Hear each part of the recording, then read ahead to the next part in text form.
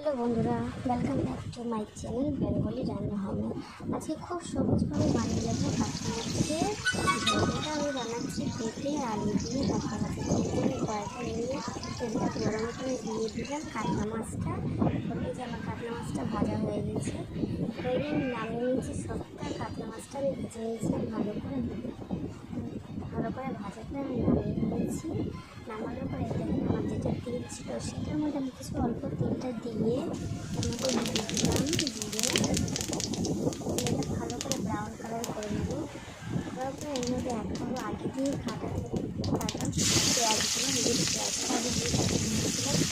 ভালো করে ভেজে নেব, ব্রাউন কালার করে নেবো। তারপরে এক করবো আগে দিয়ে আমার আলু আর পেঁপে কাটা ছিল সেটা আমি ভালো করে ভেজে নেব।